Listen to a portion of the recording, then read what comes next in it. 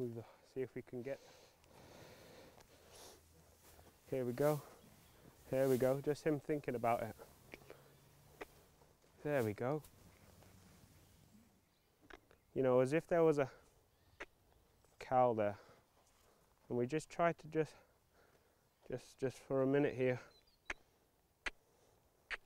You know, I'd like him to be able to back up if I can, but if he can't do that, that's fine. Just drop that a minute. I'll just, here we go. So step off and see if we can do that on the ground. If you can give to that.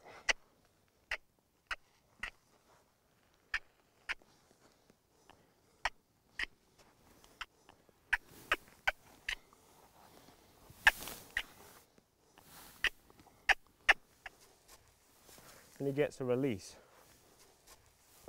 And then walk him out. But you see, I'm just trying to go, well, if he could, there, see, he's getting it.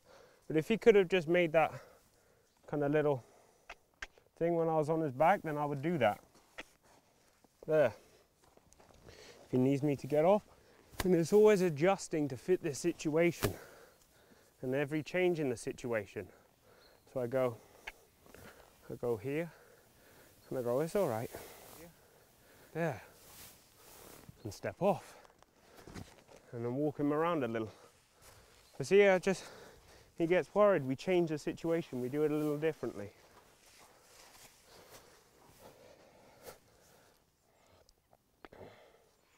Do it a little differently. And we can make sure that we never ever get into a fight. Now, I was just thinking, you know, if he could get it done with me on his back, that would be great. I like the feel in that.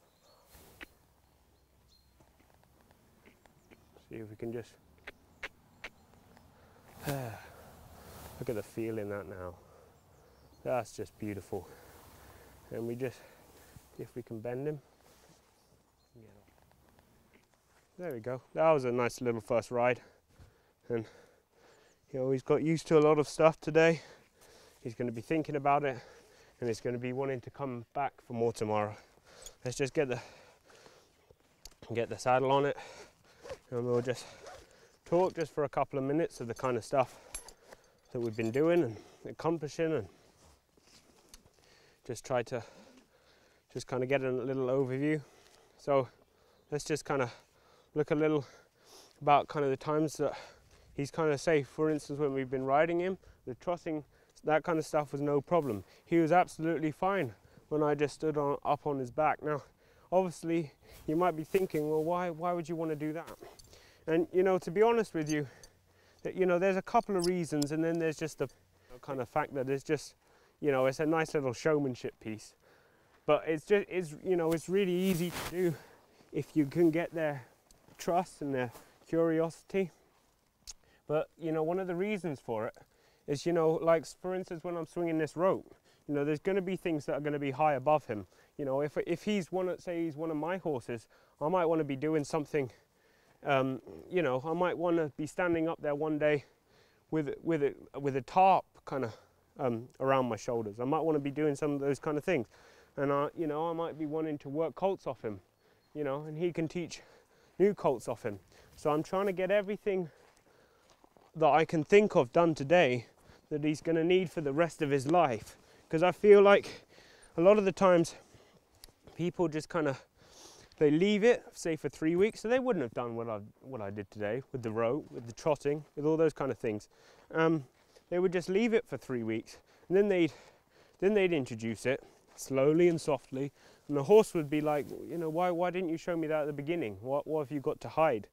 You know, if I just be very clear and deliberate about what I'm doing right from the beginning, then it will be fine. And, you know, I could have got a canter, but I like to just let him just get a little balance beforehand, because we don't want to be just pushing him too fast today. We want to make sure we don't get at all greedy in what we do. We just want to just go with the pace that he's comfortable with, the pace that he can do. And again, you know, with the backup, I was thinking this horse has a lot of feel. He could just kind of think about it and go, well, if I've done a lot of this right and left, so I could just turn it into the back, you know. But I had to get off, and that's, you know, there's no problem in that.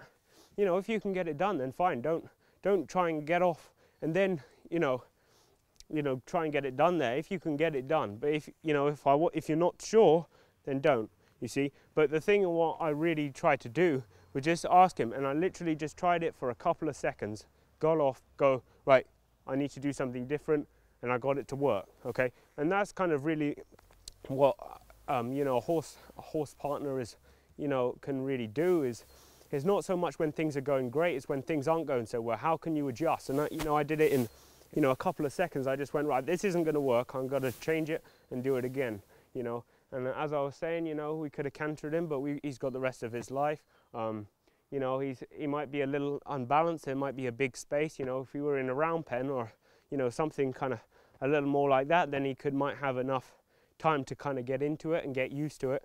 But because there's kind of so much space out here, he might just kind of run for the first time, and then we've already imprinted that the canter is a run. You know, we just want a 3-beat trot. So we're just working this nice and smooth and soft, and you know, everything he's done is him. You know, it wasn't you know, what I did, is what he did. So I just kind of, you know, really happy where he came, you know, because I think a lot of people, they kind of go, well, you know, you've done a lot with that horse. And I go, no, that horse has done a lot, you know, with me. You know, he's let me do so much, and he's just got the confidence and the curiosity, and you know, I'm really happy, and I'm really excited to see where this goes from now. So thanks.